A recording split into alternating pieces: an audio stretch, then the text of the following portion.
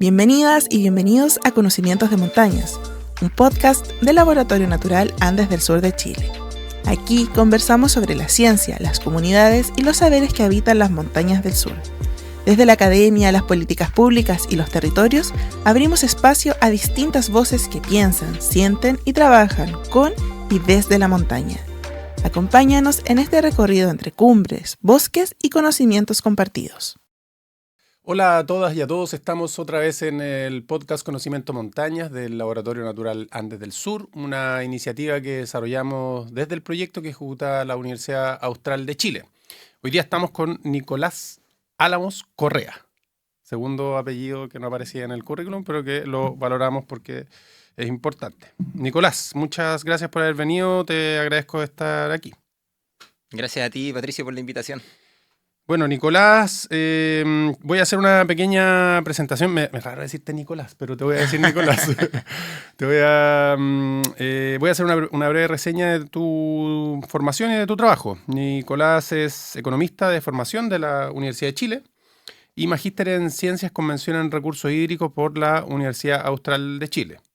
Su trayectoria combina el análisis de la crisis hídrica, la megasequía y la gestión de ecosistemas con enfoque transdisciplinario. Ha trabajado en centros de investigación como el CR2 de la Universidad de Chile también y en proyectos de adaptación climática. Y hoy día el componente es el reencargado del componente de agua dulce en el programa Austral Patagonia que ejecuta la Universidad Austral de Chile también. Coordina esta iniciativa de protección de ríos y ecosistemas acuáticos y hay algunas derivadas también de eso como el trabajo de reservas de caudal. Nico, ¿qué tal?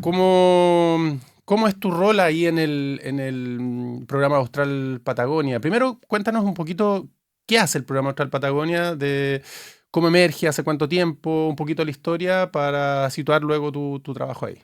Súper. Sí, mira, el programa Austral Patagonia nace el 2018, un poco antes se empieza a gestar, pero ya cierto lleva 2017, 2018, lleva alrededor de 8 años, y es un programa que nace de una colaboración entre una ONG internacional que se llama Pew y la Universidad Austral de Chile, ¿cierto? Donde finalmente la ONG es la que financia y la universidad ejecuta, ¿cierto? Este programa que tiene como principal objetivo mejorar el estatus de conservación de los componentes terrestres y marinos en un principio, y luego en una segunda etapa, ¿cierto? Se añade este componente de agua dulce que actualmente yo estoy coordinando en la Patagonia. Entonces tiene un área súper delimitada, ¿cierto? Bien delimitada, de Puerto Montt al sur, básicamente. Hay una banda, pero... y cuando hablamos de mejorar el estatus de conservación, siempre está desde el enfoque de la gestión efectiva. Entonces, enfoque de áreas protegidas, y como en las áreas protegidas de Patagonia, donde tienes parques como el Parque Bernardo Higgins, por ejemplo, porte más grande que Bélgica, claro, con un guardaparque, ¿cierto? Entonces, ¿cómo mejoras? Hay mucha superficie protegida, pero con bajos niveles de gestión. Entonces, lo que se ha centrado es mejorar ese estatus de conservación, ¿sí? Y en el componente de agua dulce, como te lo mencionaba, es un componente que se viene a partir de hace unos 3-4 años sumando, y viene de dos cosas que son bastante particulares, que tiene que ver con un sesgo que hay siempre en las áreas protegidas hacia el agua dulce, que no lo suelen mencionar, no suele aparecer, y esto tiene que ver con la propia naturaleza del agua, que por un lado cumple con un rol económico súper relevante, entonces siempre es un poco más complejo, ¿cierto? Y por otro lado que tiene una naturaleza interconectada, acá siempre hablamos, ¿cierto? Las cuencas de cordillera mar en el caso de Patagonia, mientras las áreas protegidas tienen un enfoque puntual, son, ¿cierto? Un área delimitada, entonces el río que queda aguas abajo, aguas arriba, no hay gestión, entonces son ecosistemas mucho más complejos y más dinámicos de gestionar. Un problema liminal relacionado con los bordes, con las fronteras, Claro, ahora pienso en lo que decías del estatus. ¿Cómo se mide ese estatus? El concepto de estatus como tiene que ver con un nivel, ¿no? Con un nivel dependiendo de otros niveles, de otras referencias, cuáles son esos referentes y a qué nos referimos realmente con estatus. Hablas de gestión, pero también de algunos criterios territoriales. Entonces, ¿cuál sería esa idea de estatus que están abordando? Mira, en general cuando se habla de gestión efectiva se hablan de 5 pilares. ¿Sí? Se habla de planificación, se habla de participación, de monitoreo, de financiamiento y uno más que se me escapa. Siempre se me escapa. Siempre se me escapa uno, sí. Pero cambia el que se me escapa. Entonces hay avance, ¿cierto?, en esos 5 pilares. Y en la propia gestión, ¿cierto? De los guardaparques, la administración de CONAF, que ahora, ¿cierto?, pasa al SBAT. Y ahí hay una herramienta que ahora se está buscando implementar y que de hecho en Chile esperamos que prontamente el Parque Nacional Cerro Castillo sea el primero en tenerlo, que es Lista Verde. Que Lista Verde, ¿cierto?, es una iniciativa de la UISN, de la Unión, ¿cierto?, de la Conservación de la Naturaleza Internacional, que busca ir certificando parques con altos estándares, ¿cierto?, parques modernos que tienen altos estándares de gestión. Y ahora en Chile hay 2 o 3 candidatos, de hecho el Santuario del Río Cruce, Vicente Pérez Rosal y Castillo está pronto a ser el primero en convertirse. Entonces ahí también hay una cosa súper concreta en ya referencias internacionales de qué entendemos por un alto nivel de planificación para la protección de los ecosistemas, ¿sí? Claro, ingresar esa lista verde de la UICN implica estatus, pero también implica responsabilidades y cierto nivel de compromiso de los estados para proveer de estos rasgos distintivos a esas áreas de conservación. Entonces, cuando miramos la realidad de los parques nacionales en Chile, la situación, sabemos, es bien precaria. Es como pocos profesionales, como decías tú, guardaparque, poco nivel de gestión, poca investigación. ¿Cuál es la situación de las áreas protegidas en este territorio por el que te invitamos, que es básicamente el área Patagonia Verde, ¿no? Que es un territorio que nos traslapa al Laboratorio Natural y al Programa Austral Patagonia. Patagonia Verde, para los que no saben, es aquel territorio llamado también Chiloé continental, toda la provincia de Palena, más Cochamó, el sur de la región de los lagos. Entonces, un poquito a hablar de eso, cómo es esa situación en estos parques nacionales de ahí. Entiendo que hay algunas iniciativas ocurriendo también en Palena de conservación. Cuéntanos un poquito qué ocurre en ese territorio. Sí, bueno, solo destacarse que el programa es todo Patagonia, sí, hasta el norte, pero hablando más de Patagonia Verde. Y volviendo al agua también, ¿cierto? Vamos siempre tratar de ir volviendo al agua. En ese territorio, bueno, hay uno probablemente de los parques con más alto estándar, el Parque Pumalín, ¿cierto? Que viene de toda esta historia de Tompkins. Claro. Y qué sé yo, pero en general, en Patagonia, volviendo, que es una realidad un poco similar, tenemos esta situación de que es el área con mayores niveles de protección en Chile, alrededor del 50% del territorio está en áreas protegidas, pero también de los lugares con menores recursos en cuanto a lo que mencionamos, una cantidad de superficie y una población, ¿cierto?, que es como desigual, por decirlo de alguna manera. Además del Parque Pumarín, ¿cierto?, tienes otro, Hornopirén, Futaleufú, ¿cierto? Y pasan algunas cosas curiosas. Y, por ejemplo, yo siempre me gusta destacar el caso de, volviendo al agua, de la Reserva Nacional Futaleufú, donde, por ejemplo, el río Futaleufú es un borde del parque. No está dentro. Llega hasta una de las riberas y el río completo, toda su columna de agua, y la otra ribera, ¿cierto?, no hay ni una gestión y uno ve. Llega bosque hasta un lado y al otro lado hay praderas con animales, ¿cierto? Y una orilla degradada, etc. Entonces, son parques que, si uno va viendo, de alguna manera integran el componente de agua dulce indirectamente en algunas veces, pero no está explícito, siendo un territorio de la Patagonia donde tenemos el 70% del agua de Chile, ¿cierto?, descorrentida, tenemos la gran mayoría de lagos, de ríos, todo. Entonces no están el agua ahí, están los principales ecosistemas, la mayor biodiversidad, pero no está esta consideración explícita a su conservación. En Pumalín se menciona el huillín, por ejemplo, por ahí aparecen siempre estas especies emblemáticas, ¿cierto? Pero no vas a encontrar nunca que se hable de lo que está dentro del agua, peces, ¿cierto?, macroinvertebrados, por ejemplo.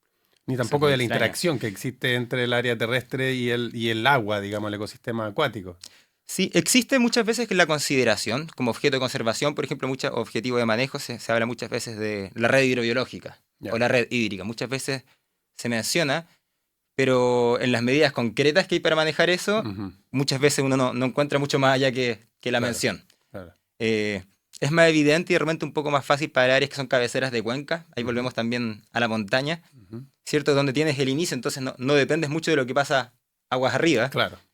Entonces basta más o menos con preservar, ¿cierto?, lo que está, pero en lugares donde, por ejemplo, tenemos todos los santuarios de la naturaleza que muchas veces están en la desembocadura, en los humedales de desembocaduras de río, y ahí tienes una dependencia de todo lo que pasa aguas arriba y tampoco tienes mucha capacidad de agencia sobre eso. Claro, y en esta dimensión del río Futa y la reserva forestal, ¿es una reserva? ¿Es parque? ¿Es reserva? Es reserva. Es reserva. Ahora reserva forestal nacional son homólogos hoy en día. Parecía, claro, es la figura actual.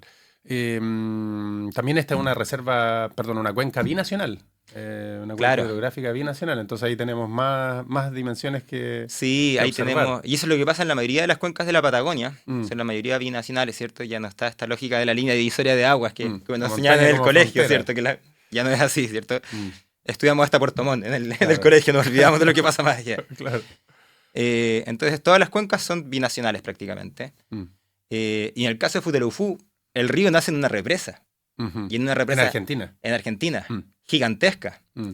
Una represa gigantesca. O sea, no es que nazca en la represa. Entonces, ¿O sí? nace de las montañas, Claro. claramente, ¿cierto?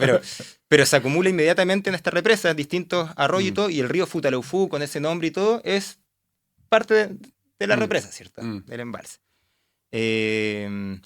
Y entonces ahí también, claro, toda la gestión que hay de ese río, incluso hay varias iniciativas de gestión hoy en día, ¿cierto? Reservas de caudal, humedal urbano, hay muchas cosas pasando en ese territorio. Ujú. Pero ya hay un elemento que no depende, ¿cierto? Propiamente tal de Claro. lo que se puede hacer ahí. Y ahí sí hay necesidad y hay algunos normativas, ciertos acuerdos que buscan que haya ese diálogo binacional también para la gestión Ya. de cuenca. Ya, está ocurriendo eso en el fondo, que haya algún nivel de diálogo. El programa Austral Patagonia pone atención, como decías tú, en estos ecosistemas, marino, terrestre y hoy día dulce acuícola, o ya hace algunos años. Y en particular ha puesto atención en las áreas protegidas, ¿no? En los parques nacionales. De hecho, tiene como un diplomado en áreas protegidas. Y estos temas son temas que se abordan, digamos, en los cursos, en la proyección, en los estudiantes, quienes están tomando estas iniciativas. Estas problemáticas que tú identificas como encargado de la línea de agua dulce son problemáticas que dentro de la formación y dentro de los proyectos de gestión se están abordando y tienen capacidad de como crecer o de mejorar, digamos. Mira, yo creo que tocaste dos puntos interesantes. Uno, se están abordando incipientemente, porque Ya. también nosotros estamos, como esta Comenzando. línea no lleva tanto tiempo, empezando a entender todas estas cosas. De hecho, ahora tenemos toda una línea de investigación ahí con nuestra investigadora social Nicole Colín también, ¿cierto? Gastón, sus ayudantes, Fernanda, donde estamos analizando cómo ha sido considerado históricamente, más que históricamente, cómo ha sido considerado actualmente en los decretos, los planes de manejo, ¿cierto?, de las áreas protegidas, el agua dulce. ¿Cómo se menciona? ¿Cuáles son desde las narrativas hasta los objetos de conservación, los indicadores, los métodos, las estrategias que hay asociadas? Entonces, estamos recién como empezando a entender eso para poder, ¿cierto?, después como verlo y transmitirlo. Claro. Monitoreo, por ejemplo, es muy, muy, muy, muy bajo, ¿cierto? En planificación, lo que decía, no se suele considerar explícitamente con sus propios naturaleza del agua, ¿cierto? Se considera como un componente más, pero tiene una naturaleza muy, muy distinta, está Claro. interconectada, de recursos, etc. Entonces está... Y lo otro que mencionaste fue en términos de proyección, muchísimo. ¿Sí? Cada vez que estamos empezando a hablar de esto, la gente está interesada, ¿cierto? Se iluminan ojos. Entonces vemos que hay cada vez más crecimiento y cada vez estamos haciendo más cosas y nos llegan más ideas y hay mucho potencial de colaboración. Bueno, ahí también participamos, ¿cierto?, activamente de la coalición Ríos Protegidos. Tiene todo un trabajo, ¿cierto?, para buscar la implementación y el desarrollo de mecanismos normativos para la protección de ecosistemas de agua dulce. Y ahí también son espacios muy fértiles donde este es un tema que viene pegando fuerte y cada vez va a sonar más. Nico, y estaba pensando en la forma en cómo se aborda la gestión del agua o la gestión y el conocimiento. Uno podría ponerle varias categorías de reflexión o semánticas a la forma en cómo se aborda la gestión del agua. Tú hiciste mucho trabajo en el CR2, varios años, 4 años, estuviste 5 años casi, haciendo asistente de investigación, ¿eras ahí? Sí, ahí estuvimos en varios proyectos, roles, pero sí. De distinta naturaleza. Y en ese lugar, bueno, el CR2 particularmente, tiene como esta idea de la dimensión climática, ¿no? Como datos en torno al clima. Y estaba pensando cuál es la relación existente entre eso que llamamos el río como un elemento y el ciclo hidrológico, que en el fondo es un ciclo climático también, ¿no? Como, no es una cosa estática, no es el agua moviéndose por sí sola sobre un lecho, sino más bien es parte de una dimensión mayor. Si uno quisiera, habría que conectar con la criósfera, ¿no? Como con aquello que está congelado más arriba, o la criósfera altoandina o andina. Luego habría que pensar en el mar, cómo están los ecosistemas marinos también, no están disociados, digamos, como elementos. te lleva a esta reflexión sobre lo que tu experiencia en el CR2 para ver cómo traer esa dimensión, la atmosférica, diríamos, de una forma, al análisis de las cuencas hidrográficas y a las aguas. ¿Es algo que ProAP está considerando? ¿Es algo que tu trabajo integra? ¿Cómo ves esa perspectiva? Sí, sí, es un buen punto. Yo creo que es algo que básicamente hay un elemento que cada vez que hablamos de agua se nos olvida, no lo hemos mencionado ahora, y que permite integrar todas estas ideas, que es la cuenca, Claro. ¿cierto? Entonces, cuando dejamos de pensar en ecosistema, una laguna, un río, ¿cierto? Un glaciar, y empezamos a pensar la cuenca, todo esto aparece. Cuenca hidrográfica. Cuenca hidrográfica, cuenca eco-hidrológica, cuenca socio-eco-hidrológica. Hay muchos elementos en esta cuenca, hay muchas dimensiones, ¿cierto? Hay una dimensión mucho más asociada a lo hidroclimático, que es lo que tú recién mencionabas, pero también dimensiones sociales muy fuertes, geográficas, ¿cierto? Y también ecológicas. No es un recurso nomás, no es solamente un agua, sino que está lleno de vida y interacciones y de tramas tróficas ahí que son súper relevantes. Entonces, esta cuenca que tiene al menos estas tres, y le podemos poner probablemente n dimensiones según la disciplina y perspectiva que la queramos mirar, Claro. es la que nos permite, ¿cierto?, ir integrando todos los componentes climáticos, ¿cierto?, donde evidentemente normalmente nos vamos a terminar enfocando en los extremos, en las sequías, las inundaciones, ¿cierto? Pero hay todo un ciclo que hay que comprender para poder manejar eso bien, cuál es su naturaleza, cuál es su régimen de ese río, de esos ecosistemas, y estas distintas dimensiones. Entonces, ¿dónde se integra esto? ¿Dónde se integra bien la planificación? ¿Y dónde se integra que el agua es algo mucho más complejo que tal vez otros componentes y que requiere un enfoque complementario al de áreas protegidas? El de áreas protegidas no es suficiente, es necesario, pero no es suficiente. Es cierto a través de la gestión de cuenca. Yo creo que ahí es donde hay que poner el foco, y que algo que se lleva años hablando y que ha pasado muy poco, ¿sí? Y ahí desde ProApp, claro, también tenemos de nuevo incipiente con harta proyección, ¿cierto?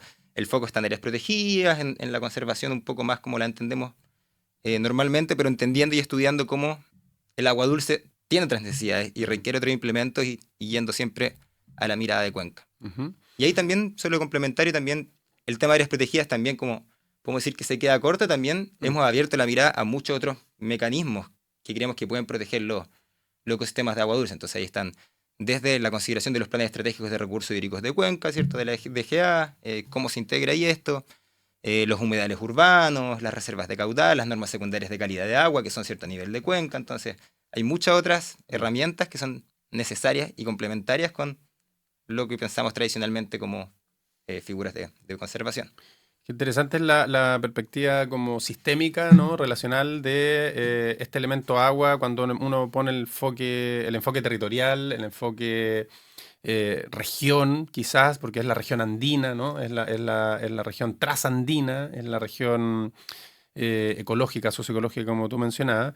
¿Qué pasa o cuéntanos un poquito si tenía ahí desde el ProApp algún antecedente sobre cómo esta dimensión, la dimensión agua, se integra en el sistema de biodiversidad y áreas protegidas? Si es que hay algún espacio ahí, digamos que es una nueva legislación que va a poner el acento en una forma de gestión y de concentración, se supone, más eficiente, más integrada, con cogestión de áreas protegidas, en fin. Entonces, ¿cuál es el nivel de participación que podrían tener las comunidades, y cuál es el nivel en que este tema, el tema agua, está integrado dentro de esa gestión futura?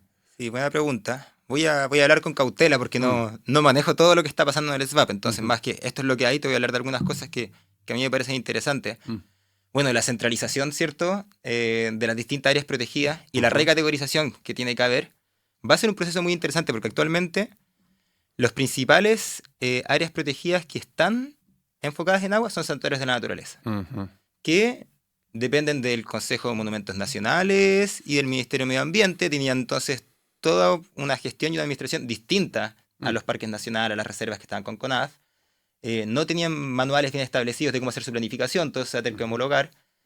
Y muchos de estos son centrados específicamente en cuerpos de agua dulce, la desembocadura del río Limarí, ¿cierto?, los glaciares de Cochamó, reserva... Cochamó, santuario de la naturaleza. Sí, claro. Y así muchos otros. Entonces, también, y esto se va a tener que estandarizar, homologar, ¿cierto?, a otras figuras, que son las que están en el SVAP, que van a ser principalmente ACMU, área de conservación de múltiple uso, o puede ser que reservas nacionales, pero de ahí yo pienso que todo el sistema se va a nutrir mucho de tener que integrar esta otra figura y tener que aprender cómo se ha estado haciendo y conversar entre sí. Ese es un primer elemento que a mí me parece bien importante, ¿sí? Y luego, bueno, el SFAP tiene una serie de consideraciones respecto al agua. Ahora ellos van a tener que llevar también el Inventario Nacional de Humedales, que antes lo hacía el Ministerio de Medio Ambiente, entonces ahora va a estar centralizado, ¿cierto?, con el mismo todo sistema de áreas protegidas, entre otros elementos, ¿cierto?, que son como principios. Pero no hay figuras como explícitas de agua dulce, por decirlo así. No hay como antes habían... Bueno, igual un poco el SFAP trata de no hacer estas figuras específicas. De hecho, los parques marinos para ser parques nacionales, los reservas marinas para ser reservas nacionales, todo se homologa. Pero o sea, como sabemos que históricamente había una brecha con el agua dulce y la propia naturaleza, creemos igual desde el PROAP que falta una figura que sea más específica y dedicada, ¿cierto?, a la necesidad que tienen los ríos y las aguas, en general las cuencas. Una figura de protección, dices tú, claro. Sí. Una figura de gestión de protección. Claro. Ajá. Sí, yo siempre he imaginado algo como, y aquí ya estamos voladeros de luces, ¿sí? Algo como que tiene las reservas de la biosfera, que tiene ciertas áreas focales, áreas de amortiguación, zonificaciones en el fondo. Ciertas zonificaciones, y que en el fondo cuando uno piensa una cuenca que debe ser protegida, necesita zonificaciones, van a haber áreas súper delimitadas donde necesita una conservación estricta, claro, pero también zonificaciones de amortiguación, de transición, ¿cierto?, donde nunca habrá una cuenca sin usos, sin presiones, pero requiere trabajarlo, ¿sí? Bueno, quizás debimos haber partido por esta parte de la conversación, pero lo vamos a retomar ahora, que es, claro, tú mencionas los humedales, son una de las categorías o elementos de estos cuerpos de agua dulce. ¿Qué otros elementos constituyen los cuerpos de agua dulce? Porque para uno es fácil decir ríos, pero ¿qué más? Ríos, lagos, ¿cuáles son esas categorías que entran a la hora de pensar el agua dulce, el agua continental? Sí. Primero, bueno, comentar nomás solamente que humedales, como está actualmente, humedales es un término que tiene 1000 definiciones, ¿sí? Y todos cuando pensamos en humedales pensamos en el río Cruces, con totora, ¿cierto?, con aves, claro. Pero la definición de Ramsar, que es la que se ocupa, es básicamente todas las aguas interiores y continentales. Un río, básicamente un lago. Casi todo entra en humedales y puede ser, ¿cierto? Hay varias definiciones, no sé cómo está perfectamente en la ley, pero son hasta 6 metros, por ejemplo. De repente hay algunas consideraciones así, ¿sí? Entonces, muchas veces la ribera de los lagos entran, pero básicamente todo entra un poco en humedales, ahí es un poco difuso. Y cuando hablamos de agua dulce, normalmente lo podemos pensar como en cajas donde vamos haciendo sub-ítems, ¿sí? Entonces, primero vamos a pensar el agua, todo el agua, ¿cierto?, del ciclo hidrológico, mar, glaciares, ríos, etc. Después podemos hacer una subcategoría, son las aguas continentales, que es básicamente excluimos el mar, todo lo que está al interior de la tierra, ¿cierto? Y ahí seguimos teniendo una serie de ecosistemas que son salados, como los salares, para la redundancia, ¿cierto? Entonces, el agua dulce sería todos los ecosistemas que tienen una proporción importante de agua, ¿cierto?, no salada, ¿cierto? En sí, y ahí entran ríos, humedales, lagos, turberas, por ejemplo, cosas donde no es evidente, ¿cierto?, el agua, mallines, hualves, ¿cierto?, estos bosques inundados, nuestros propios manglares de agua dulce. Sí.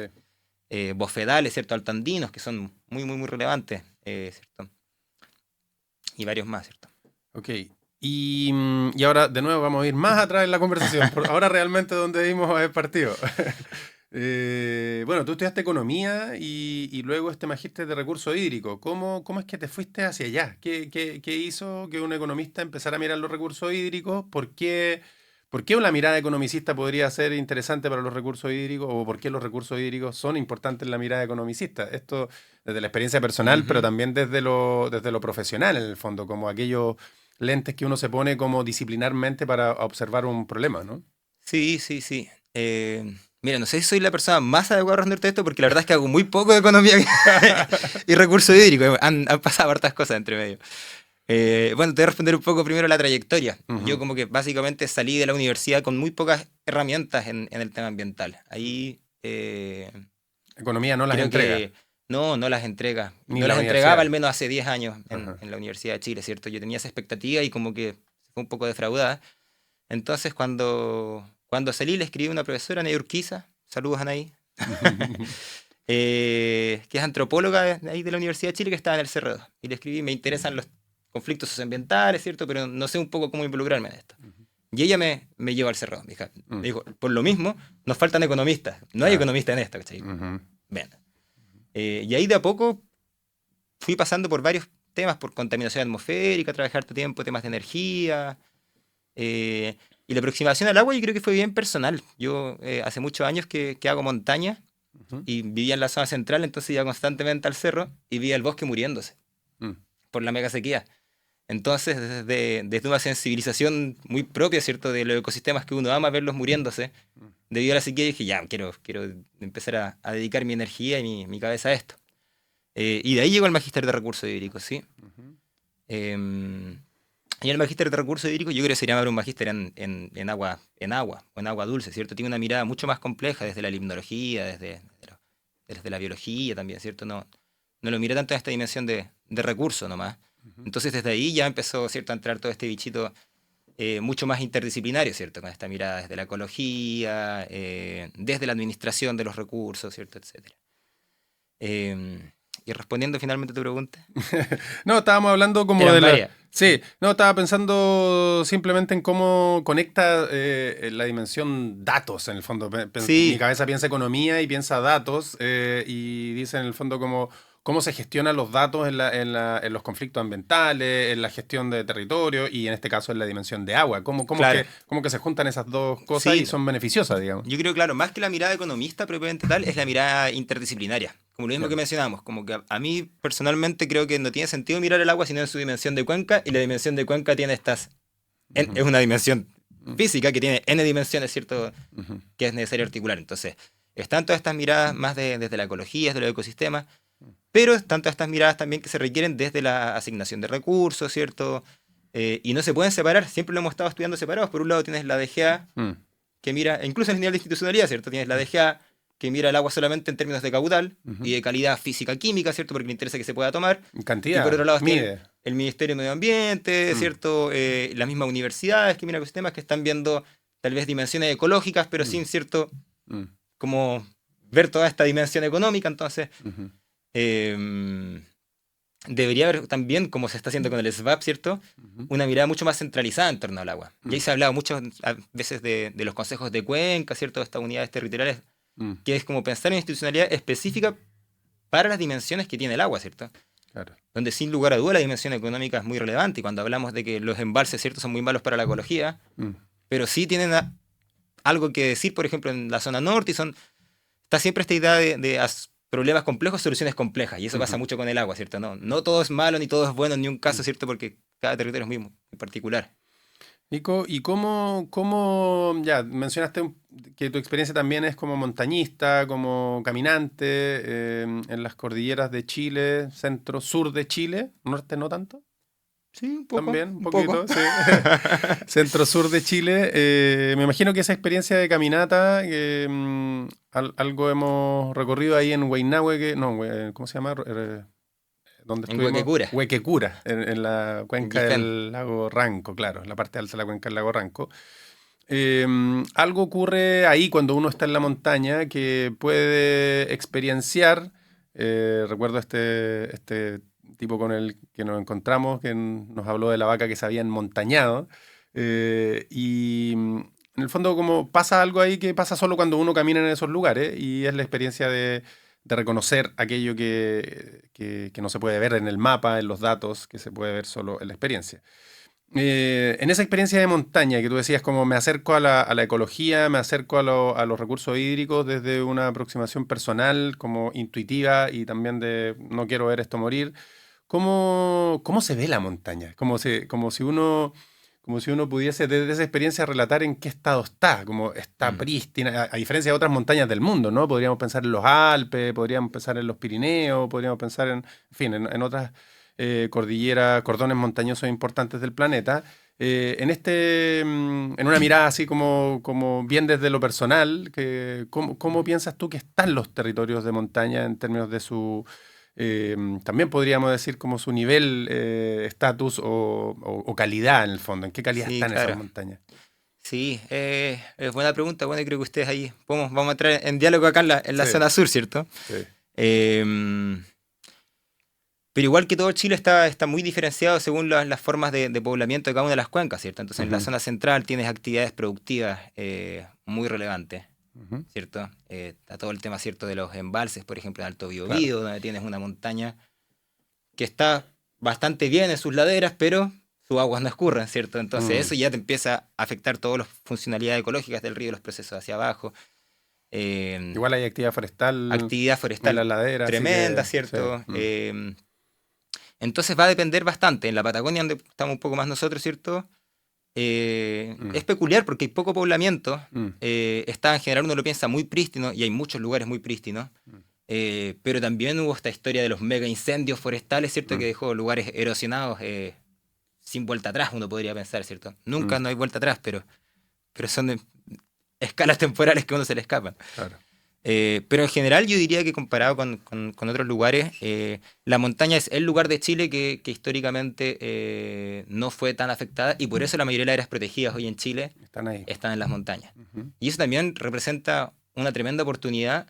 Si empezamos a pensar la montaña y las áreas protegidas acá, no solamente en su término de nieve, ¿cierto? El Conguillío, la Araucaria, la nieve, etcétera, sino que en su término de estoy protegiendo la cabecera de una cuenca. Claro, no es una postal allá lejana Claro. que a todos la queremos ver en algún momento, sino que de eso depende también. Todo lo que ocurre para abajo, ¿cierto? Entonces, cuidar los procesos, ¿cierto?, ecológicos y hidrológicos que suceden ahí, ¿cierto? Es clave para toda la cuenca de aguas abajo. Comparando con otras montañas del mundo, yo creo que tenemos mucho que cuidar, ¿cierto? Habiendo estado al menos en los Alpes, en los Pirineos, en otros lugares, uno ve, ¿cierto?, una montaña que con mucho acceso, mucho más cuidada, por decirlo, pero que fue degradada completamente hace cientos de años. Entonces, es mucho lo que hay por restaurar acá. Acá todavía tenemos mucho que cuidar, y eso significa una gran oportunidad, ¿cierto? Y como se suele decir, proteger, conservar es mucho más barato que restaurar también. Entonces hay una gran responsabilidad. Qué interesante la mirada de tenemos mucho que cuidar porque no lo hemos destruido todavía. Nico, y la experiencia de trabajo acá en el sur de Chile, particularmente de ProApp y bueno, y en otras iniciativas en las que estés vinculado, hay algo que está ocurriendo últimamente que está ligado con la ciencia comunitaria la acción comunitaria para poder desplegar diagnóstico, monitoreo, gestión, ojalá también hacia el futuro, demandas territoriales que pueden ser cubiertas por la ciencia y por ciertos programas y ciertos científicas que estén interesados en apoyar. ¿Cómo ves esa perspectiva de cómo la ciencia tradicional y la ciencia comunitaria han ido generando como un nivel de vínculo, un nivel de fiato, yo diría que bien reciente, bien reciente? ¿Y cómo es esa experiencia en lo que te ha tocado ver? Sí, mira, está súper interesante. A nosotros nos ha tocado un poco sumarnos a este carro que en ningún caso hemos una agenda que hemos puesto nosotros, sino que está pasando con mucha fuerza, ¿cierto? Hay varias organizaciones, por ahí, por ejemplo, la Fundación Manzana Verde, o Iniciativa, acá está el colectivo de Pulafken Mapu, por ejemplo, en el Lago Ranco, con mucha fuerza, que están levantando estos temas, y lo levantan desde la necesidad, desde ver conflictos socioambientales, desde ver brechas en la información que hay disponible, ¿cierto? Las redes oficiales que hay, ¿cierto?, intentan lo que pueden con los recursos que tienen, pero en muchos territorios, y en Patagonia sobre todo, tienen muchas brechas espaciales, temporales. Entonces, desde una profunda necesidad, ¿cierto?, surge esta necesidad de conocer el estado del agua, que se bebe, que se habita, ¿cierto?, que tiene un significado también cultural muy relevante. Y desde ahí distintas metodologías que se han estado implementando. Y nosotros como programa hemos estado, ¿cierto?, inevitablemente interactuando, queriendo interactuar con esto, porque tiene un potencial también muy grande, tiene un potencial muy grande. Y ahí yo creo que tienen un rol muy relevante en términos un poco, de repente es difícil, aunque yo creo que es lo ideal ir avanzando hacia allá, que vaya a reemplazar, por ejemplo, la medición oficial, ¿cierto? Que finalmente está asociada a una normativa que, por ejemplo, en una norma secundaria de calidad de agua, si se supera, genera todo otro instrumento de planificación que es el plan de descontaminación, ¿cierto? Pero hay un rol muy relevante en lo que consideramos como el sistema de alerta temprana. Entonces, poder pensar en articular a distintos grupos que están levantando mucha información, y cuando tengas anomalías, ¿cierto?, cuando tengas comparaciones que te parecen raras, poder levantar un sistema de alerta temprana y que eso esté de alguna manera institucionalizado, que después la institucionalidad se tenga que hacer cargo de eso, yo creo que es una apuesta muy potente y que hacia allá, ¿cierto?, se puede ir. Y hay todo un gran desafío en ir validando los datos, los métodos que están ocupando cada uno de estos grupos, ¿cierto? Ahí nosotros ahora estamos trabajando un poco como en un estudio como de buenas prácticas y recomendaciones y ver qué incidencias están teniendo algunos grupos. Está bastante interesante. ¿Y es monitoreo de calidad, cantidad? ¿Qué es lo que se está midiendo a nivel comunitario? Cuando hablamos de monitoreo comunitario es tal cual es como se da, monitoreo que hace la comunidad. Ujú. Y cada comunidad va a tener necesidades propias de su territorio. Entonces, Ya. en algunos casos esas necesidades tienen que ver con el caudal, Ujú. en otras con la calidad, ¿cierto? Y esa calidad a veces tiene que ver solamente con parámetros, por ejemplo, para el agua potable, en otros casos tienen que ver con parámetros más ecosistémicos. Ujú.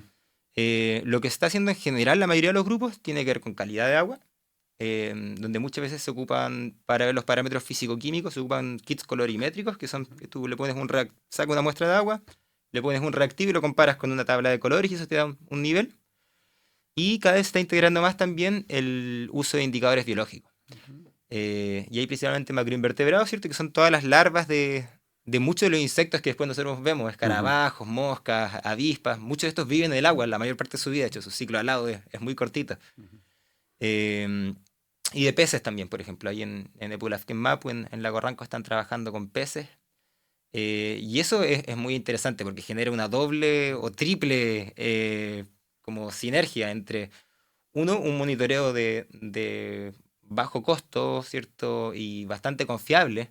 De repente es menos, ¿cierto? Lo que te va a variar una muestra de un reactivo, que, ¿cierto? Depende de otros parámetros, que si vas siempre al mismo lugar y haces las mismas cosas, ¿cuántos insectos te salen, ¿cierto? Y también un rol en educación ambiental y en la apropiación, ¿cierto? De estos espacios muy importantes. Dejamos de ver el agua como recurso y entendemos que tiene toda una vida y una trama y un ecosistema ahí súper vibrante, ¿cierto?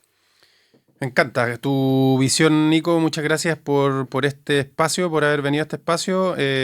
Hablamos de varias cosas, de tu experiencia personal con la montaña, de las áreas protegidas, hablamos de la experiencia de trabajo en ProApp y de esta aproximación a la dimensión comunitaria. Quizás terminar con algo que esté ligado como con el momento actual, ¿no? Se habla de las crisis, ¿no? De la crisis climática, la crisis del cambio global, en fin, y la contaminación y todas las dimensiones que eso trae. Spoileaste como el mensaje principal, que lo dijiste como tenemos mucho que cuidar. Esa era la última pregunta. ¿Qué mensaje en el fondo tienes como a propósito de esta múltiple perspectiva que planteas, de una gestión integrada, de las múltiples actorías? Estoy pensando en mensajes que vayan a ir a nuevos estudiantes que estén, no sé, pensando qué hacer en investigación y no saben cómo abordarlo. Estoy pensando en comunidades que están, en fin, pensando en cómo estos proyectos de investigación de las universidades pueden ser funcionales a sus demandas territoriales. Estoy pensando en todas las perspectivas posibles, que alguna de ellas te motive un mensaje sobre esta temática de las aguas dulces acuícolas y su gestión. Sí, yo creo que, bueno, el mensaje, como que lo hiciste en la pregunta, básicamente es como, el mensaje es como una invitación a empezar a comprender esto en su complejidad, ¿cierto? Como el agua, de hecho, cuando tú tienes un vaso de agua que sacas del río, tiene una cantidad de vida ahí adentro, de fitoplancton o plancton tremenda, por ejemplo. Entonces, es como empezar a entender el agua en su complejidad, entender, ¿cierto?, que no es solamente un recurso con una dimensión física, sino que química, biológica. Entonces importan nuestras acciones, importa si vertemos aceite al río, no solamente si sacamos agua, ¿cierto? No es un tema de cantidad. Y creo que para eso, y eso también de nuevo desde la experiencia personal, es muy importante experienciar, ¿cierto? Yo he estado desde la economía, imagínate los pasos que hay acá, pasé mucho tiempo metido solo en datos, y va cambiando mucho la perspectiva y va cambiando la capacidad de dialogar con otras disciplinas y otros saberes y otras formas de conocimiento a medida que vas dándole contenido material, sustento a eso, ¿cierto? Meter las manos en la tierra sería otro caso, en este caso meterse uno entero al agua, ¿cierto? Tirarse el piquero. Desde la montaña, ¿cierto? Hasta la desembocadura. Y eso yo creo que va generando el clic solo, ¿cierto? Como el poder uno mismo vivenciar este flujo del agua en el territorio. Yo creo que permite ir mirando esta complejidad de estas distintas dimensiones. Entonces, creo que hay una invitación bien bonita más. Dado que es tan complejo y no lo vamos a resolver ahora, Sí. podemos empezar por ahí, ¿cierto? Gracias, Nico, te pasaste. Muchas gracias por venir y bueno, vamos a seguir en la próxima sesión de Conocimientos de Montaña, este podcast, conversando sobre otras temáticas ligadas al agua, ligadas a áreas protegidas, ligadas a glaciares, a lo humano, a lo divino y a las nuevas narrativas territoriales. Gracias.